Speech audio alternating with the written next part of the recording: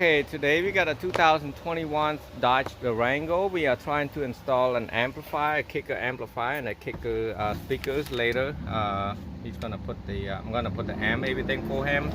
Now I try to pull all this out just to look for an amplifier. The amplifier is supposed to be left rear quarter panel. So I don't see any amplifier up there, so I'm gonna guess there's no amplifier. Plus I don't see any speakers, subwoofer.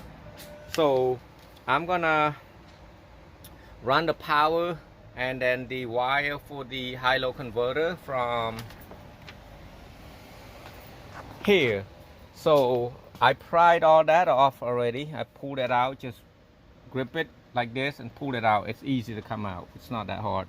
And then just pry it out using a flathead right here. And then I got green, dark green and light green right here. I'm going to use as positive, and then dark green and gray right here is negative. This is for the sub and this is for the tweeters. And like I said, some of them got an amplifier and some of them is not for this model. So what I'm going to do, I'm going to run the power wire right there underneath here. I'm going to pry that out. As you can see, I haven't run anything yet. I'm going to run a 4-gauge wire in case they want to upgrade it. And then I'm going to end up, I'm not sure yet, since I'm just seeing this car. This will be the first time I'm doing the 2021 Durango. I'm going to try to push the wire out here. If not, I'm gonna have to take that, there's a 10mm right there, take that out and pull this whole thing out and then run it all the way to the back and then do the ground. So you guys, I'll show you what's the difficult and the easiest part to do this, or if this is the right way to do it. If not, I'll show you that also if it doesn't sound right. I hope it sounds right, and I do have to take that 10mm out, and I'm gonna push the wire through right here. You can literally put your hand underneath here to go through the battery right there, and then I'm gonna run the speaker wire also right here and then push it through. Make sure the seat is up. You got the power right and the speaker right there, and we're gonna push it through from here to here. And you can also grab your hand and grab the wire from here by putting the using some sort of metals or a coat hanger. Now he's gonna pry that for me while I'm gonna pull this wire out right there, like that, like so. Now do not take this part out if you don't have an amplifier. If you know you have an amplifier, there should be somewhere around here. They said a left rear quarter panel, it's not. So I ran the wire, the power wire down here. I'm gonna make the ground right there, sand it really good. And there's a couple ways that people always mention, oh, why you using 2 self type of screw right there. It's fine. You're not putting no 5,000 watt or higher or competition, anything like that. Now if you do competition, you want to find the best frame as possible. You don't want to take that off and loosen that, because it's still a lot of paint. I don't know if you can see it right there, but what I'm gonna do, I'm gonna just sand this off right there and make a ground right there. This is for maybe 1600 watt or less, so there's not much power gonna run through. So your ground's right there. And some people said, oh, why don't you use a ground from the battery? No, you don't do that.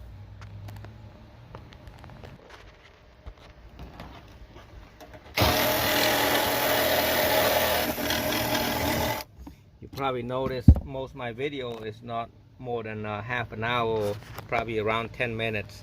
I don't want to bore everybody. I mean, it's common sense, you know, where to run ground and everything is at, and not, I mean, I'll show you where, but I don't have to explain every little piece, bits and pieces. Just show you what to do.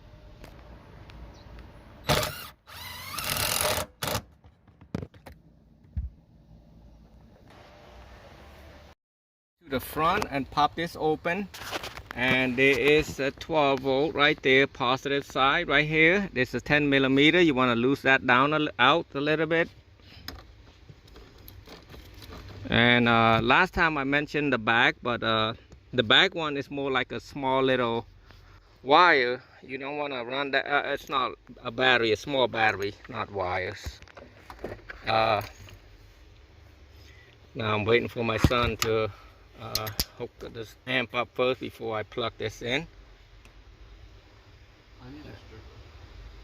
And after you lose that part, you want to strip this, make it more like a fork right there, and then push it in. This used to be a ring, a spade. You want it more like a spade and push that in underneath there, but I don't. I installed this DM100E.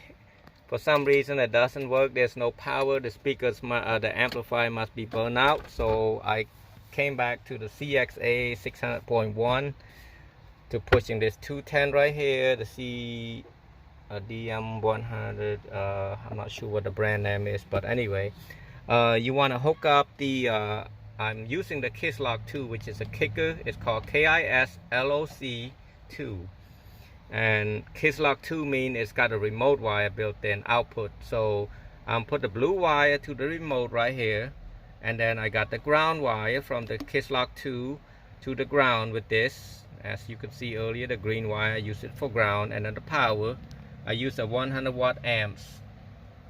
A 100 watt amp, yeah, 100 amps fuse, A&L fuse, and hooking up this RCA jack directly to the input of this amp right there, and make sure the amp is on the low pass, and then adjust that through that. And then also the speaker wire that I ran, I got the red wire.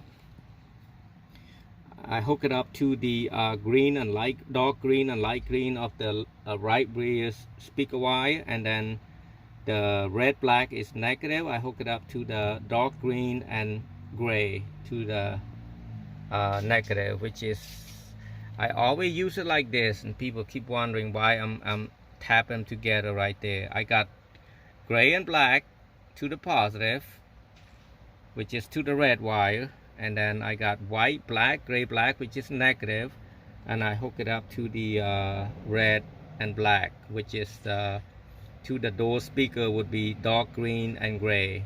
And then the positive would be that red wire will go to the dark green and light green for positive. And then now I'm going to turn it on and see how it's going to work. So it does come on right now, but the box sounds like it's loose. But yes, it worked. Turn it up a little bit. I think about to drop. All right, it works. Yep, turn it off.